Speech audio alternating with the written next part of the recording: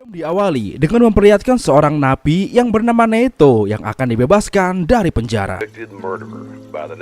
Sebenarnya dia divonis penjara seumur hidup. Namun berkat bantuan temannya sekaligus pengacaranya, tiba-tiba Neto bisa dibebaskan. Saat keluar penjara, Neto dijemput oleh sahabatnya yang bernama Carl Abraham. Supaya lebih keren, kita panggil saja dia Bram.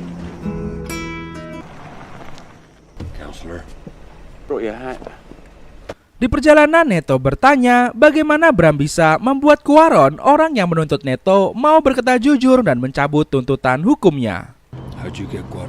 Bram menjelaskan bahwa Quaron memiliki penyakit kanker lubang burit yang menyebabkan dia tidak bisa duduk bahkan susah boker. Lalu istrinya mengatakan bahwa mungkin dia kualat karena sudah memberikan kesaksian palsu.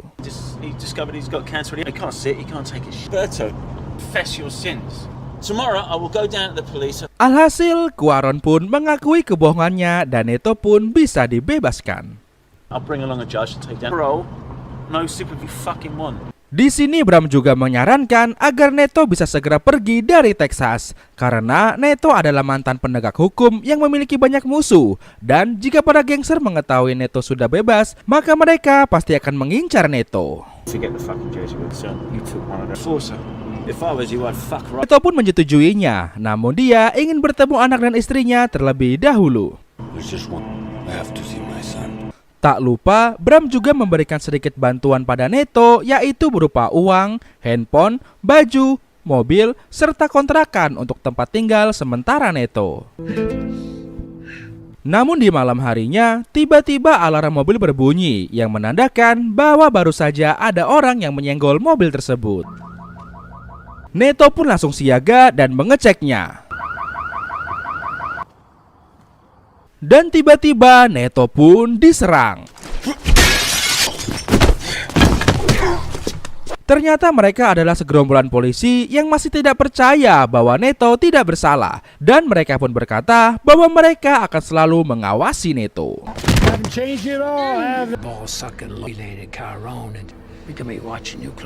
Keesokan harinya, Neto pun pergi ke rumah istri dan anaknya. Dia disambut oleh istrinya yang ternyata sudah jadi mantan. Karena ternyata Nadia, istrinya ini, sudah berpacaran dengan pria lain saat Neto dipenjara selama 4 tahun. Meski begitu, dengan jantannya, Neto tak memperdulikan hal itu dan dia hanya ingin bertemu dengan anaknya saja.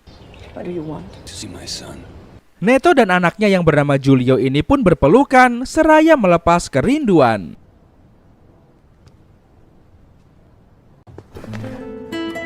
Setelahnya mereka pun berbincang sambil melihat gambar karya dari Julio.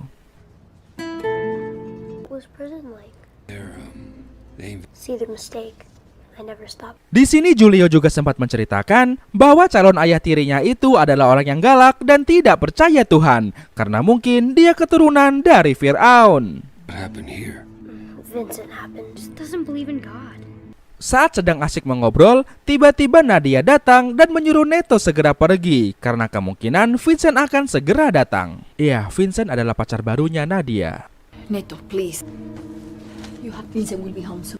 Tak mau hal ini jadi masalah panjang, Neto pun segera memfoto anaknya dan lalu pergi meninggalkan mereka. Sesampainya di rumah, Neto jadi kepikiran Julio takut diapa-apakan oleh calon ayah tirinya. Di sini Neto juga teringat kesalahannya dahulu yang sempat menginterogasi salah seorang istri mafia dengan begitu kejam.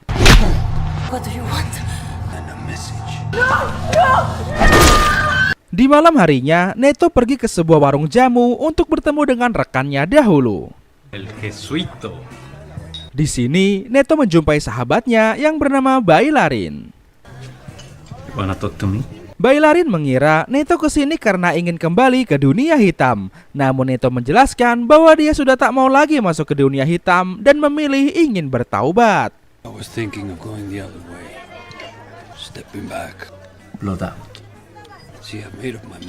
Dan Neto juga menjelaskan bahwa kedatangannya ke sini untuk mencari informasi tentang seseorang pria bernama Vincent, pacar baru Nadia, mantan istri Neto. I hear you join another group. Vincent Rice, he says he sells condo. Bailarin pun menjelaskan bahwa Vincent itu memiliki bisnis yang dijalankan di wilayah selatan dan bukan wilayah mereka. Not with us. Setelahnya diperlihatkan wujud dari Vincent yang sedang mengeksekusi orang di suatu tempat.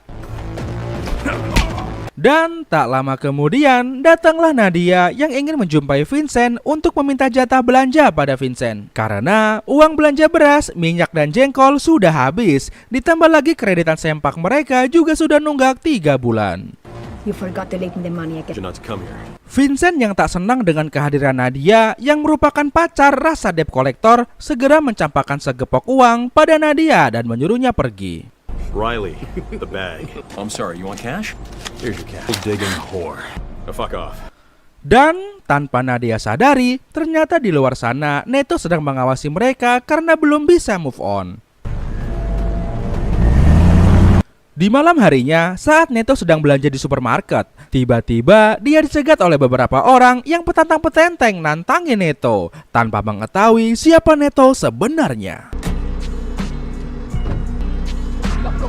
There's nowhere to run. Dan inilah yang terjadi.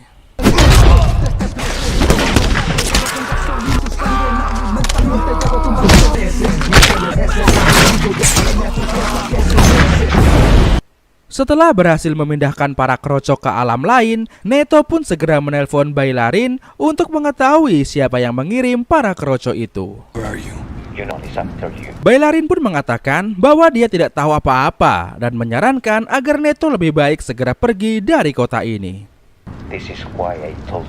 Setelahnya Neto menjumpai Nadia dan meminta Nadia untuk menjaga Julio baik-baik karena dia akan segera pergi jauh dari mereka. Sebab jika dia masih terus berada di sini, maka itu akan membahayakan bagi Julio dan Nadia. Just tell him my life was over too. And now he can't stop talking. Sebelum pergi, Neto yang sudah 4 tahun tidak pernah asah pedang dan sawah Nadia yang sudah lama tidak digarap oleh spesialisnya akhirnya terbawa suasana dan di dalam sebuah mobil mereka pun kuda-kudaan. Namun ternyata ritual itu dilihat oleh anak buah Vincent dan mereka pun lantas melaporkannya pada Vincent bahwa ceweknya baru saja didongkrak oleh pria lain. I was gonna give up everything if there is one thing. Different ways. Yeah. You were rivals. Singkatnya, Neto yang kini sudah berada di kontrakan sedang bersiap untuk segera pergi meninggalkan kota ini. Namun baru saja mau capcus, tiba-tiba Julio menelpon dan mengabarkan bahwa dia dan ibunya sedang dirundung. Mendengar hal itu, tanpa pikir panjang, Neto pun langsung berlari menuju ke sana. Namun tanpa Neto sadari, ternyata dia sedang diikuti oleh polisi yang pernah menyerangnya. Singkatnya, Neto pun sudah sampai di rumah Nadia, namun ternyata Nadia sudah meninggal.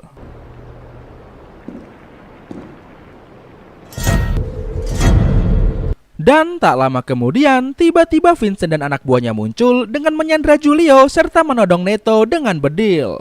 Shut up! Stop right there, asshole! Motherfucker! Hey! Namun, Neto tetap melakukan perlawanan untuk menyelamatkan anaknya. Tak lama kemudian, tiba-tiba sang polisi datang. Niatnya sang polisi ingin ngebedil Neto, namun naasnya dia malah kena bedil duluan oleh Vincent. Dan singkatnya, Vincent pun berhasil kabur. Tak lama kemudian, para polisi lain pun datang. Mereka yang hanya melihat Neto di sana jadi salah paham dan mengira Neto adalah pelaku dari semua ini. Namun meski begitu, Neto masih bisa berhasil kabur untuk menyelamatkan diri terlebih dahulu.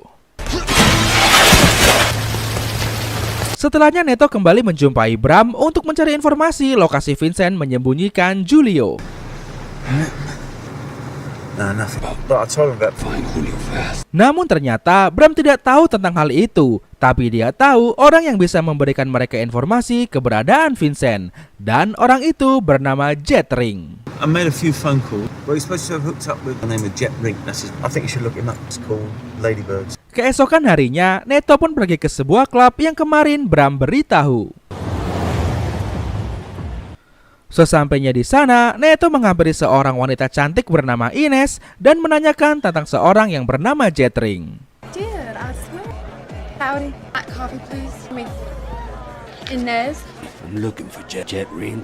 Awalnya Ines tidak mau memberitahu, namun setelah disodorkan uang, akhirnya Ines pun mau buka mulut. I'm sorry, I don't know the guy. You have a good time. There's a down payment. Singkatnya, Ines pun mengantarkan Neto ke rumah Jetring. Di sini Neto mengatakan bahwa dia mau ngeborong senjata dari Jetring. Come on, I'm gonna show you something. Follow me, John. Here we are. Namun lagi asik-asik lihat senjata, tiba-tiba Jetring sadar bahwa Neto adalah orang yang sedang bermasalah dengan Vincent. Use this to Mexico. Oh, Ex-mates. now you want to work against them. Those drug cartel guys. He told me all about. Karena sudah tidak ada pilihan lain, akhirnya Neto pun menghabisi mereka semua.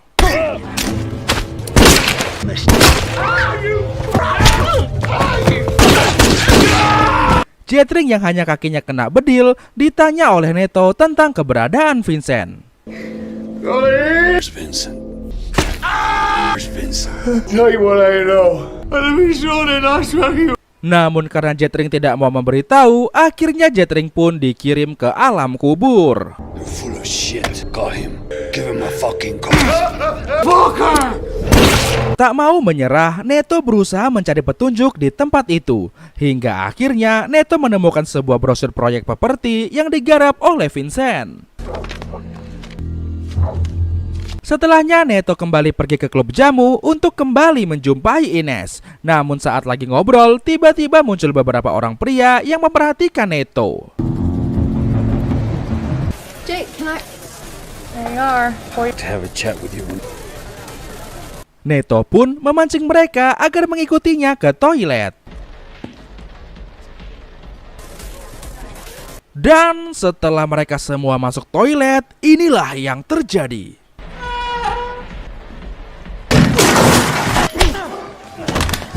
Mereka pun tumbang satu persatu, dan Neto menanyakan siapa yang mengirim mereka. Who sent you? Looking for Vincent. To tell me where my son is. Namun karena nggak mau ngasih tahu, tanpa pikir panjang, Neto pun langsung mengirim mereka semua ke alam kubur. Neto kembali menjumpai Ines dan meminta bantuannya untuk berpura-pura jadi istrinya agar dia bisa melewati perbatasan yang saat ini sedang banyak razia. I'd like to hire you. I'd like you to be my wife. Pretending to be my wife parked across. Ines pun menyetujuinya dengan syarat Neto harus bayar terlebih dahulu. Dan akhirnya kesepakatan pun terjadi. How about 500? 1,000. The border. Situasi berubah jadi menegangkan ketika mereka sudah sampai di perbatasan. Entah itu tegang karena mau dirazia atau tegang karena di sampingnya Ines. Kira-kira apanya yang tegang?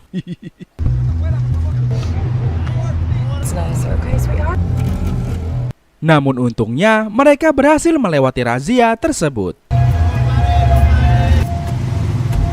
Karena sudah larut malam, mereka pun memutuskan untuk menginap di sebuah penginapan. Spend the night here. Di dalam penginapan itu, Neto memberitahu Ines bahwa ada pekerjaan kedua untuk Ines. Di sini Ines pun mengiyakannya asalkan bayarannya cocok. The contact for $5,000 at least.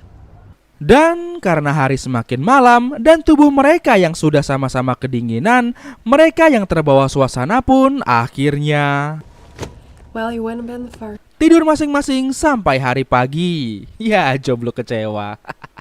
Di pagi hari itu, ternyata Neto menyuruh Ines untuk menyamar sebagai calon pembeli properti yang sedang dijual oleh Vincent. So I have a friend. Singkatnya, Ines pun bertemu dengan Vincent dan bertanya-tanya soal rumah yang dijual sambil sedikit demi sedikit mengorek informasi tentang tempat tinggal Vincent. Children? You live here? No, small mansion on the other side of town. Namun saat Vincent bertanya, Ines jadi mau pilih rumah yang mana? Ines pun menjawab, nanti ya saya mau izin suami dulu. Boyfriend. He would really. Tak mau rugi dan capek menjelaskan, namun ujung-ujungnya tanya suami dulu. Vincent pun mengajak Ines untuk makan malam di rumahnya yang terletak di Jalan Gajah Mada, Medan. Oh, I'm sorry. Did you want one of these? Dan di malam harinya, sebelum berangkat makan malam, Ines menunjukkan rekaman tata letak properti milik Vincent pada Neto. Singkatnya, Ines pun bertemu dengan Vincent dan disambut dengan baik oleh Vincent. Thank you for coming.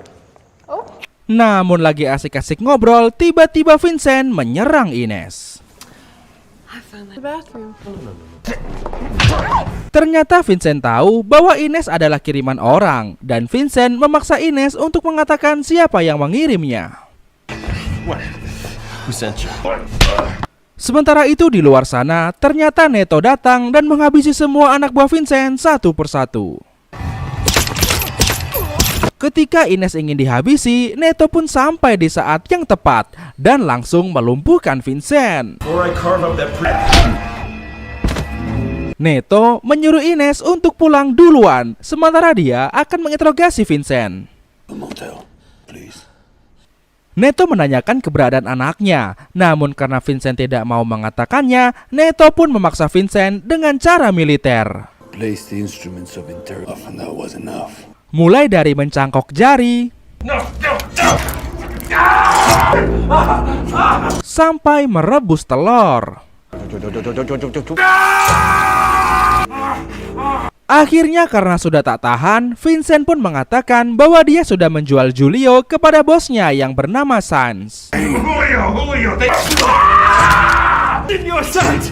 Perlu diketahui bahwa Sans adalah ketua gangster di Meksiko yang memiliki kekuasaan yang cukup luas. Setelah mendapatkan informasi itu, Neto pun langsung menghabisi Vincent sampai koit. People all over the country and he's gonna shoot. No, is this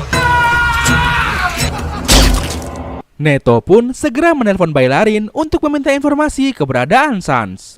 A guy named Senor Sans, Julio. Di keesokan harinya, Bailarin mengabari Neto dan menyuruhnya untuk pergi mendatangi gym Del Toros karena itu adalah gym milik anggota Sans. Boxing gym. Del Toros Boxing. Sebelum masuk ke gym, Neto menyuruh Ines untuk segera pergi karena dia tidak mau Ines terlibat jauh lebih dalam. The senior sounds guys. Got enough money to catch the first. Setelahnya Neto pun masuk ke dalam dan menanyakan keberadaan Sans.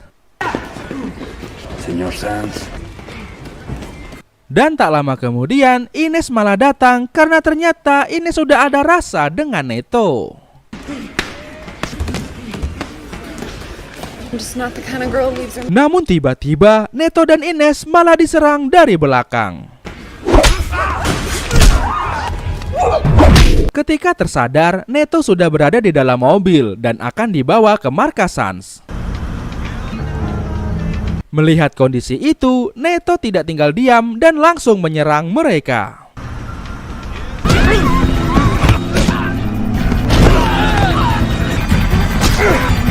Setelah berhasil mengalahkan mereka semua, Neto tetap melanjutkan perjalanan ke rumah Sans mengikuti maps yang ada di mobil tersebut. Singkatnya, Neto pun sampai ke rumah Sans yang berada di semak-semak.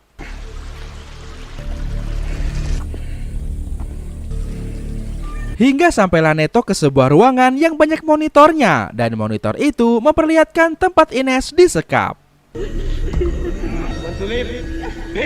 Namun tiba-tiba Neto ditodong bedil dari belakang lalu ditangkap. Neto dibawa masuk dengan kondisi terantai dan tak lama kemudian Sans pun muncul.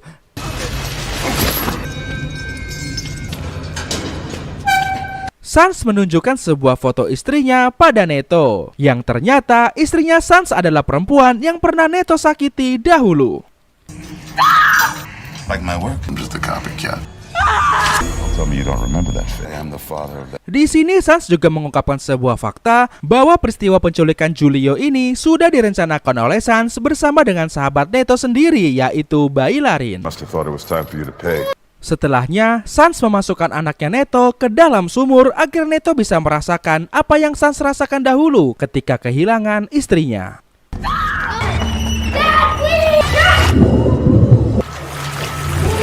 Melihat itu, Neto pun langsung ngamuk dan murka, dan tanpa pikir panjang, dia langsung menghabisi seluruh anak buah Sans.